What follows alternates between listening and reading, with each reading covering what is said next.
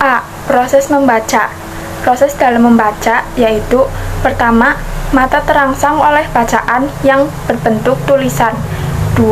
Syaraf yang ada di mata menerima rangsangan. 3. Syaraf menyampaikan rangsangan kepada otak. 4. Otak memproses rangsangan tersebut dalam bentuk pemahaman atau menafsirkan rangsangan yang diterimanya. 5. Otak merespons informasi untuk dikritisi secara aktif dan pasif. B. Jenis-jenis proses membaca. Yang pertama, membaca sebagai suatu proses psikologis. Membaca sebagai suatu proses psikologis berkaitan dengan mental dan kejiwaan seseorang. Menurut Harjasudjana dan Mulyati, hal-hal yang berkaitan dengan proses membaca meliputi 1. Inteligensia, 2. Usia mental, 3. Jenis kelamin, 4. Tingkat sosial ekonomi, 5. Bahasa, 6. Ras, 7. Kepribadian, 8. Sikap, 9. Pertumbuhan fisik, 10. Kemampuan persepsi, dan 11. Tingkat kemampuan membaca. B. Membaca sebagai suatu proses sensoris, yaitu pembaca menerima rangsangan yang berupa simbol-simbol tulisan. Pembaca membedakan secara visual di antara simbol-simbol grafik, yaitu huruf atau kata. Membaca sebagai proses sensoris mengandung pengertian bahwa kegiatan membaca itu dimulai dengan melihat. Stimulus masuk lewat indera penglihatan mata, setelah dilakukan pemaknaan atau pengucapan terhadapnya.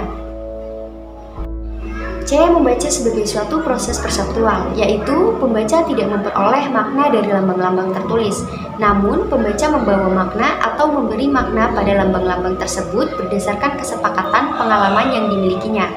Membaca sebagai proses perkembangan mengandung arti bahwa membaca itu pada dasarnya merupakan suatu proses perkembangan yang terjadi sepanjang hayat manusia. 4. Membaca sebagai suatu proses perkembangan. Membaca merupakan proses perkembangan sepanjang hayat. Perkembangan tersebut tidak akan diketahui kapan dimulai dan diakhiri. Lebih tepatnya, membaca merupakan proses yang berkelanjutan dan berubah. Seberapapun, kemampuan membaca seseorang selalu dapat diperbaiki dengan berbagai upaya. 5. Membaca sebagai suatu proses perkembangan keterampilan. Dalam perkembangan keterampilan membaca, seorang pembaca harus mengenal tahapan-tahapan atau tingkatan-tingkatan membaca.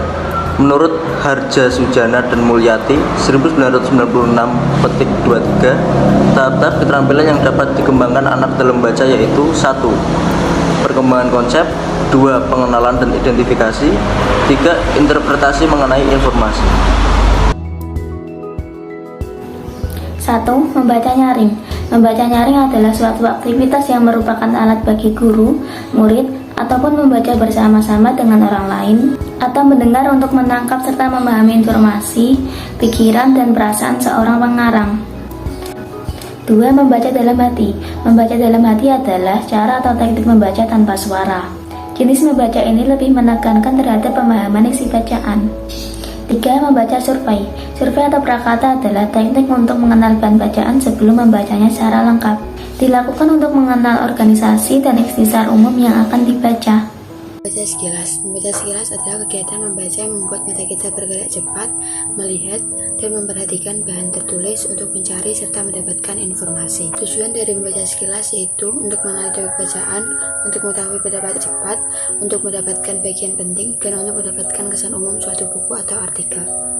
Membaca dangkal. Membaca dangkal adalah kegiatan membaca yang dilakukan untuk memperoleh pemahaman dangkal. Membaca dangkal biasanya dilakukan demi kesenangan. Membaca bacaan ringan untuk memperoleh kebahagiaan di waktu senggang.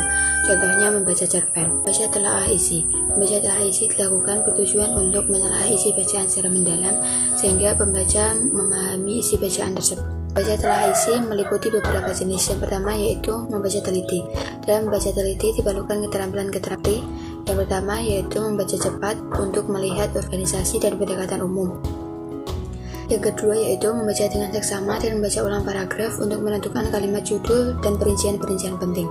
Dan yang ketiga yaitu membaca ulang paragraf dengan keseluruhan isi tulisan. Yang kedua yaitu membaca pemahaman. Membaca pemahaman bertujuan untuk memahami isi bacaan.